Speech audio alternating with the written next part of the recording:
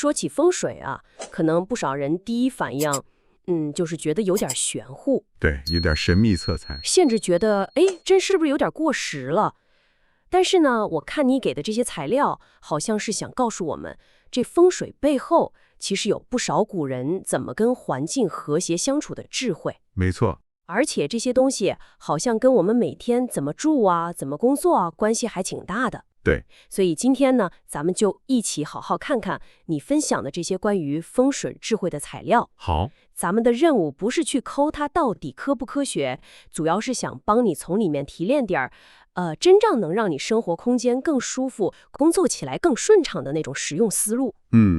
这个角度好。看看那些听起来有点神秘的说法，背后是不是有些道理？关于环境和人的关系，值得咱们琢磨琢磨。对，这些资料确实也是这个意思，就是说，抛开那些可能被过分解读的东西，传统风水的核心其实挺朴素的。哦，怎么说？就是两个，一个是顺应自然，一个是以人为本。顺应自然，以人为本。对，比如你刚才提到的那个藏风聚气，听着是挺玄乎，对吧？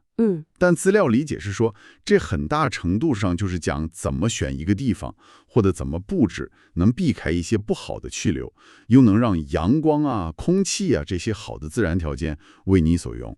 哦，是利用自然条件。对，最终的目的都是为了让你在那个空间里头感觉更踏实、更舒服，精力可能也更旺盛。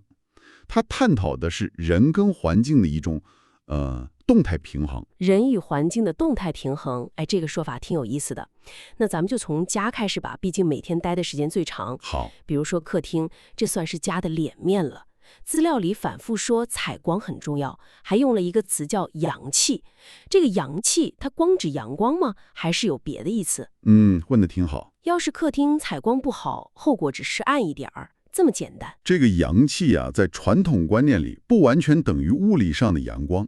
当然，阳光是核心，它带来光和热，直接影响人的感觉和身体。但阳气这个词，它还象征着一种，怎么说呢？积极的、向上的、有活力的那种能量。哦，能量感。对，所以资料说，采光差的客厅阳气不足。你想一想，从咱们实际生活经验来看，要是老待在一个黑乎乎、阴沉沉的地方，人是不是就容易情绪低落？确实是提不起劲儿，对吧？没精神，甚至时间长了对健康也不好。你想想，连续下雨天，是不是总觉得懒洋洋的，心情也不太好？对对对，有这种感觉。这就是环境对人最直接的影响嘛。反过来说，一个阳光很足的空间，不光是看着亮堂、心情舒畅，其实还能促进身体分泌一些让人开心的东西，让人觉得更有活力。这其实就是古人长期观察总结出来的经验，跟咱们现在说的那个环境心理学很多地方是能对上的。原来阳气背后还有这么多说道，不光是亮不亮。那要是说现实情况就是这样，我家客厅就是采光不太行，我又不可能去砸墙开窗户，这资料里有没有什么比较巧的、容易做到的改善方法？有的，资料里提了好几种，都挺实用，花钱也不多。哦，快说说。首先啊，就是窗帘，建议换成那种浅色的，比如米白、淡蓝、浅灰什么的，材质也选轻薄一点的。浅色轻薄。对，千万别用那种深色的厚重的，比如深紫、咖啡色那种绒布窗帘，那种帘子它会吃光线，本来光就不多，还被它吸走了。有道理。换成浅色轻薄的，目的就是让好不容易进来的那点光能最大程度的在屋里散开。那还有呢？其次呢，可以巧妙的用镜子。镜子？对，可以在合适的墙上，比如说窗户对面的那面墙，挂个装饰镜。镜子不是能反光吗？它可以把窗外的光线借到屋里更深的地方去。哦，借光。对，不过啊，这里有个特别重要的提醒，资料里专门说了，镜子最好别正对着你常坐的那个沙发。啊？为什么？怕吓着自己？一方面是你一抬头老看见自己影子晃来晃去，感觉是不太踏实。但更深一点的说法是，镜子它反射能量的作用比较强，正对着人坐着或躺着的地方，可能会造成一种能量上的不稳定，让人形神不宁。嚯，还有能量反射的说法，这可真有意思了。那除了窗帘和镜子，还有别的招吗？还有一个就是给家里添点生命力，摆点绿色植物。绿植，这个好。对，选一些喜欢阳光又比较好养活的，比如绿萝啊、常春藤啊，或者一些小盆栽。它们不光是看着清新，能净化点空气，增加点湿度。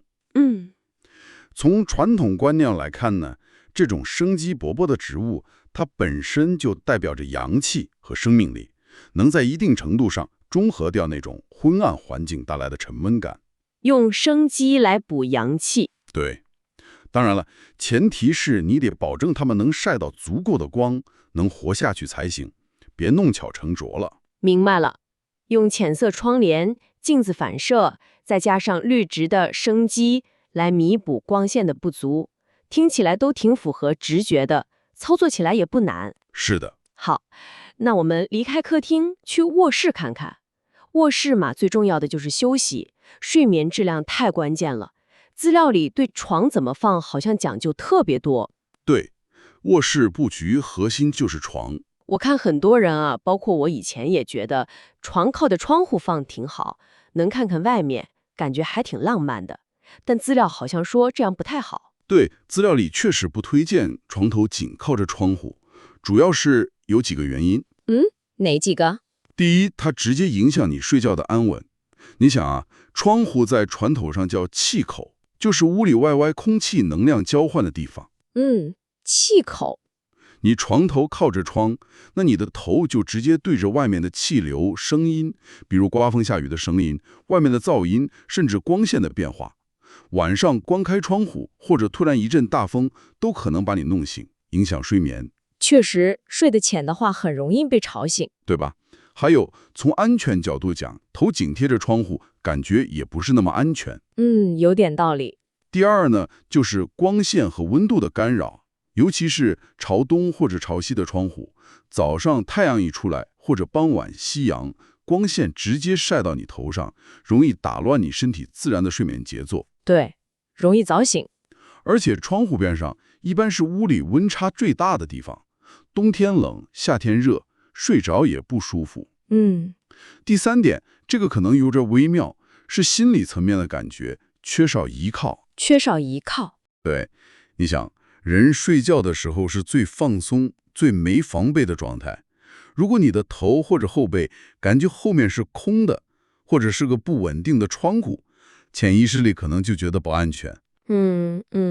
而如果后面是一面实实在在的墙，就能给人一种被保护、被支撑的那种稳定感。哎，您这么一说，特别是觉得安全感，我觉得很有道理。睡觉的时候确实需要踏实感。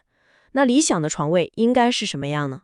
理想的摆法是让床头靠着一面坚固的实体墙。床头靠墙。对，而且最好是能让你躺在床上，目光能看到卧室的门，但又不是门正对着床，这就叫背后有靠，而且还能对门口的情况有个掌控，心里就更踏实。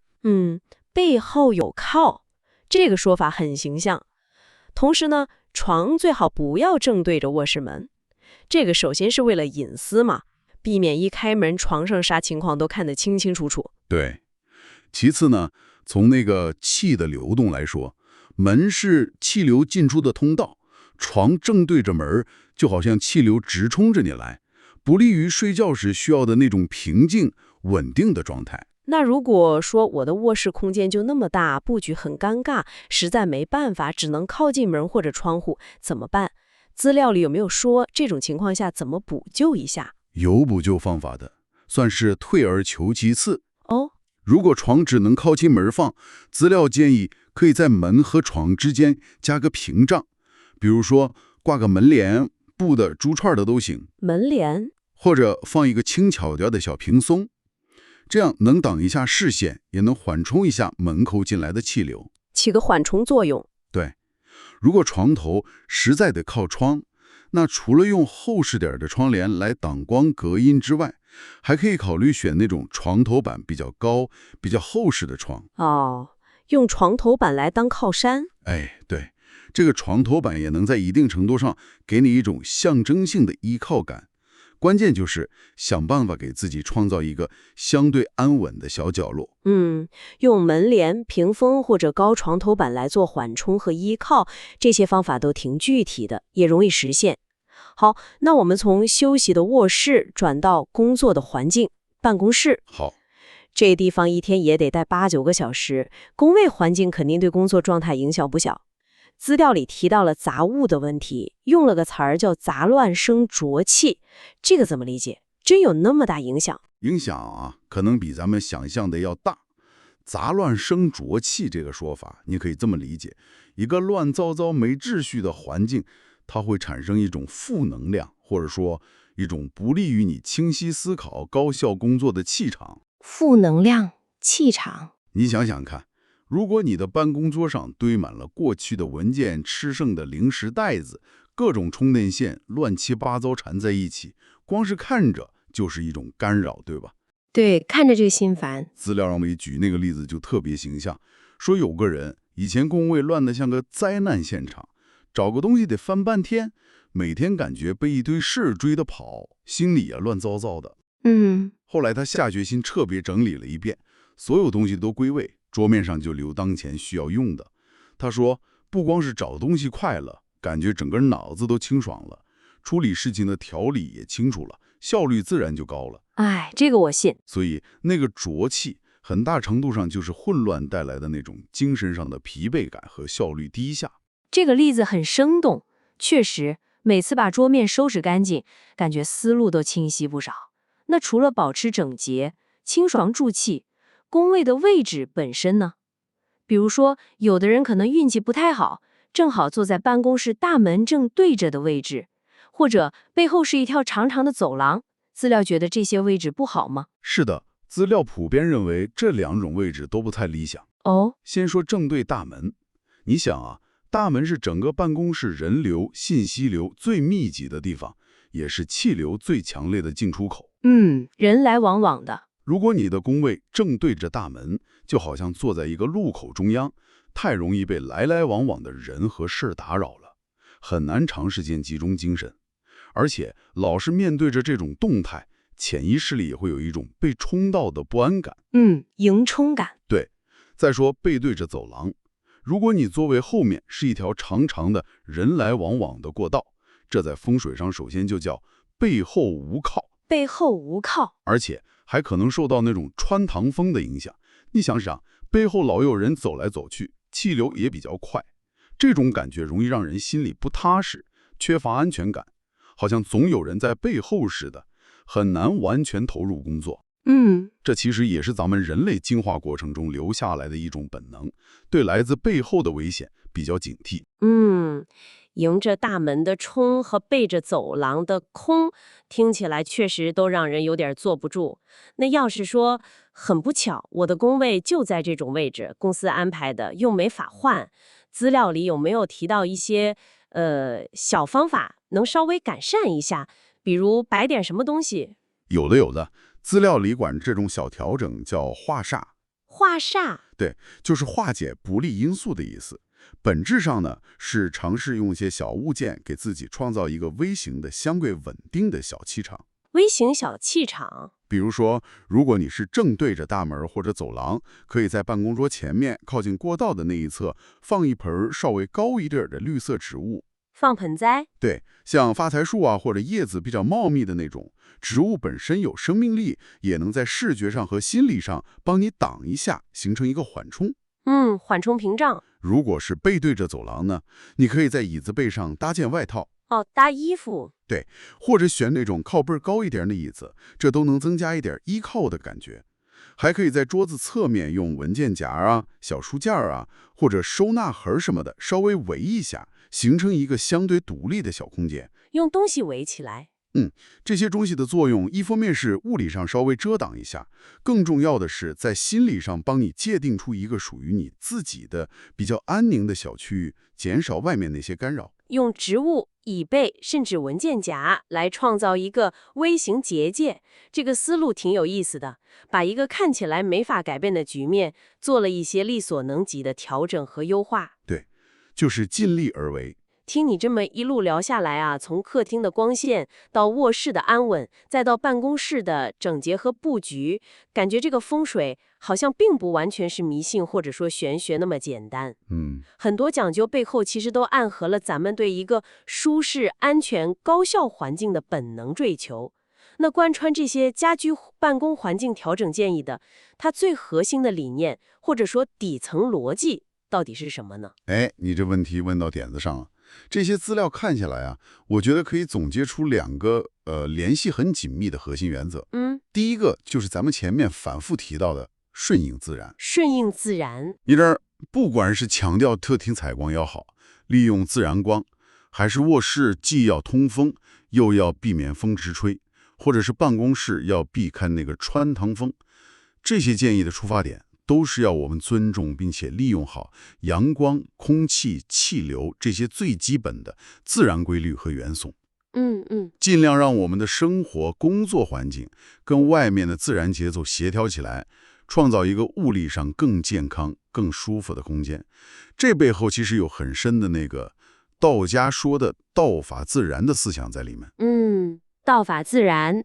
那第二个原则呢？第二个同样重要，就是以人为本。以人为本。对，所有这些布局的调整、物品的摆放，最终服务的对象是你，是人。它的目的是为了让你作为这个空间的使用者，感觉更安全、更放松、更专注，内心更安宁。不管是床头靠墙带来的那种踏实感，还是一个整洁的工位带来的效率提升和好心情，落脚点都在于提升人的主观感受、幸福感，还有生活和工作的质量。最终是为了人服务。对，所以一个好的风水布局，它不是为了去讨好什么神秘的力量，而是为了更好地服务于人的生理需求和心理需求。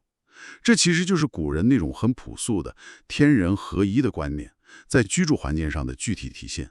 追求人跟自然的和谐，最终是为了人自己能够达到一种和谐的状态。顺应自然是为了创造健康的物理基础，以人为本是为了满足人的心理需求，最终达到人与环境的和谐。你这么一总结，这两个原则确实让那些看起来零零散散的风水建议有了一条很清晰的主线，也让它显得更实在、更有人情味儿了。是这个道理。好了，今天我们参照你提供的这些资料，一起深入地聊了聊关于风水在咱们现代生活里的一些实用智慧，特别关注了像客厅的采光、卧室床怎么放，还有办公室工位的整洁和布局这些非常具体的问题。对，都是很日常的场景。希望我们今天聊到的这些方法和思路，能给你带来一些实际的启发和帮助。是的。关键其实不在于死记硬背那些条条框框，而是去理解它背后的道理，就是环境到底是怎么影响我们人的，然后我们怎么能通过一些可能很小的调整，去创造一个更符合自然规律，也更能滋养我们身心的空间。对，记住，有时候可能就是换个浅色的窗帘，稍微挪一下床的位置，或者花10分钟把桌面收拾干净，都可能是改善你日常体验的一小步，但可能效果还挺明显的。小改变大不同。那么在这次探讨结束的时候呢，想留给你一个可以继续思考的问题。今天咱们主要聊的是物理空间，光线啊、气流啊、布局啊、整洁度啊，这些是怎么影响咱们的感受和效率的。了解了这些顺应自然、以人为本的原则之后，你觉得这些思路能不能迁移到我们生活的其他空间里去吗？其他空间，比如说你的数字空间。你想想，电脑里那些杂乱无章的文件夹，手机里每天叮咚响个不停的各种通知，它们是不是也在制造一种数字浊气，干扰你的注意力和平静？你这个说法有意思，数字浊气。再比如说你的时间安排，它是不是也像一个布局混乱、缺乏藏风聚气的空间，让你感觉每天忙忙叨叨、疲于奔命，抓不住重点？好像有点儿。或许追求那种清晰、流畅、排除干扰、找到核心重点的思路，这种广义上的风水思维，也能帮助我们优化自己的数字生活和时间管理，找回内心的秩序和安宁呢？这个值得想一想。好了，这次关于风水生活智慧的探讨就到这里，感谢你的聆听。